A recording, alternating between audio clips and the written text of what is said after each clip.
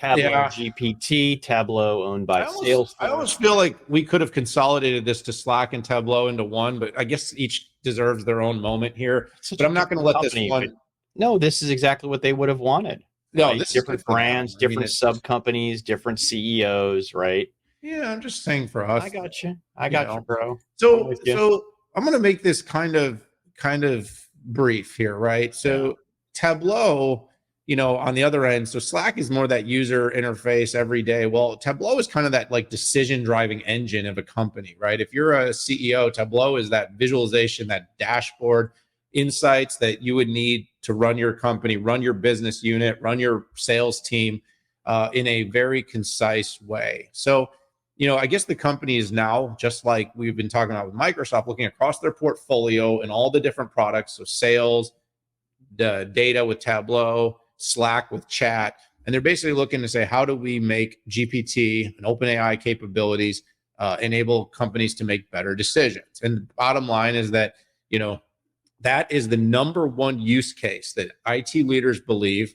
Over 80% of IT leaders believe that generative AI's biggest opportunity is to help organizations make better use of data. I'll file that under like kind of obvious, but at the same time, what's going on is companies have these vast data ecosystems, and how do you utilize that technology in something like a GPT, something like a generative, to say we're going to pull from all the data sources in a very comprehensive way, using natural language to query to get a visualization of what you need to know in a really short order. And that's really what Tableau GPT is going to enable. It's going to enable faster decision, more personalized analytics. It's going to, basically give more capabilities for decision makers to get the dashboard they want. So if you're building Tableau historically, you needed kind of a developer, or at least someone that understood low code to a good extent, to develop a dashboard for you. But when you wanted to basically get any inquiry or insight that was not part of your dashboard, it was really hard. So think about being able to query your business analytics system the way we are querying a Bard or ChatGPT or Bing with generative, to say, hey, I want to know how many refrigerators we sold in the UK between January and March of this year. So while you may have had a dashboard that was full year to date, you just wanted to see 3 months. And then you wanted to see it by a salesperson, or then you wanted to see it by a region, or by a certain retailer store, or. The ability to use NLP, natural language generative, to get those dashboards updated in real time is huge for executive decision making. It goes back to what I said about Benioff saying you're going to have Einstein in the boardroom. This is that kind of insight with analytics, with data visualization, that becomes the genius in the boardroom that can instantaneously get you those numbers. If you ask anyone on our team at Futurum, I ask these kinds of questions all the time. How much did we sell year to date to this customer versus how much have we sold this year to date? These are things that are buried in your CRM. They're buried, like, it's never been impossible to get, Pat.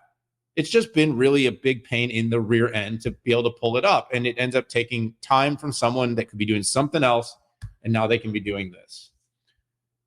That was a great breakdown, Dan. So a couple things here. This Tableau GPT is based on Einstein GPT technology, as you would expect. A little bit confusing having different names across different products. My guess is, or my hope is, that if you have customers that are using the entire Salesforce suite, I don't think you want different. You don't want Slack GPT, Tableau GPT, Einstein GPT. I don't like that move, but that's branding. And I think it got us to talk about, I think we've talked about Salesforce flavors of GPT 3 times now. So mission accomplished, marketing folks.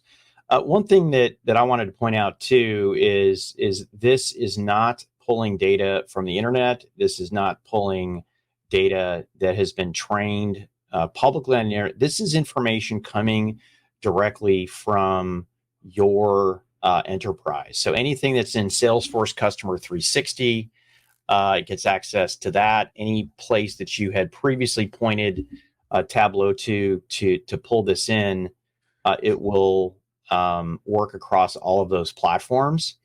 And I said on Slack GPT, this was kind of what it was made for. Tableau. If you look at what GPT is adding to it's making Tableau better, right? When Tableau first came out, essentially it was intelligently through analytics technologies being able to, you could script different queries to make it easier. It did have the ability to ask questions, but what came back based on analytics and machine learning wasn't all the best. So this is supersizing it. I haven't used this. I've seen some videos on it, but should lead to better answers more quickly. And at the end of the day, that's what a tool like Tableau is made for, is to pull in the best data when you need it and keep people like Daniel Newman, if you have to work for him, very happy. Sorry And about that. nothing at all. I mean, whether you're Daniel Newman or a PC company that wants to know how many notebooks and the revenue acceleration and profitability in Malaysia in the third quarter, you should get that information as opposed to having to go out to an analyst who has a giant spreadsheet, has to put together some data and pull it in. So I like it. Very consistent with some of the data plays that we've seen from the other folks, whether it's BI or some stuff from Oracle.